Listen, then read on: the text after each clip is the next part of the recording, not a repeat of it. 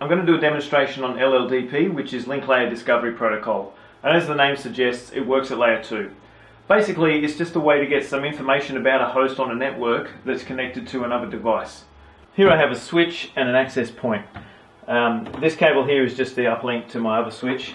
And this is a port mirror for this interface here, this port. So I'm going to capture the lldp messages going through and we'll have a look. So over the laptop, this is what we have. Hewlett-Packard, now that's the switch, okay? You can see down here you've got all these fields that it's, what have we got? System, the system name. Capabilities, that's things like if it's a router or an access point or something. So let's see, this is a bridge because it's a switch, and it's advertising and it can do routing as well. Okay, we've got power stuff in here, a few things like that. If I go to the next one, that's the access point. Same sort of deal, it tells it the name, that sort of thing.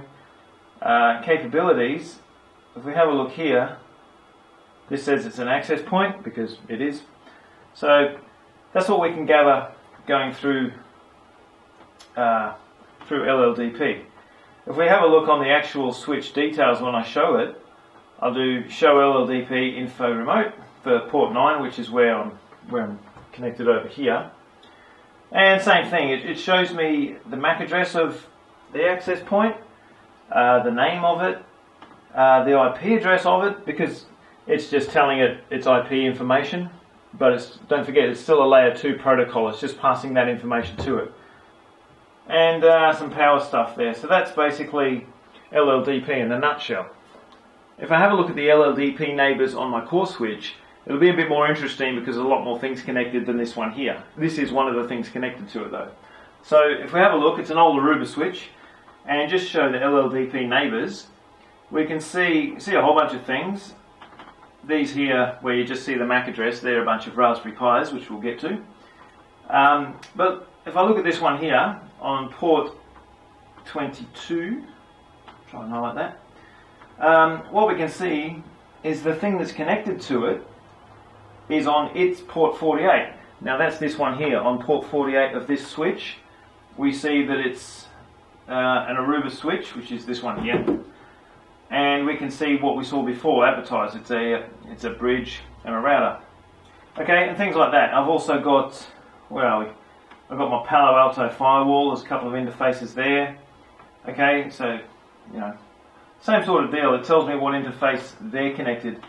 So it gives you a way to see what's connected. If you don't know, you don't even need IP addresses because, as I said, it works on layer 2. So how can we set that up on a Raspberry Pi? Pretty simple, really. Now I've got the Raspberry Pi plugged in, and I'm going to install the package to put lldp on the Raspberry Pi. So back to the laptop, I'll just get that installed. It's apt-get install lldpad. Okay, now that's installed, I'm just going to do a bit of config to activate it properly, which I'll put in the info so you know what I'm doing. Basically, I'm just going to copy and paste it.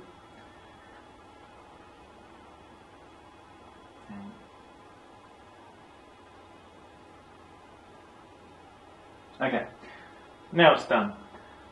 Okay, so back on the switch, show lldp info remote port 9, and there we see the capabilities. It's just a station, so it's just a host. The system name was CWNE88, description, the Linux operating system, and its IP address. So that's lldp, and that's how it's used.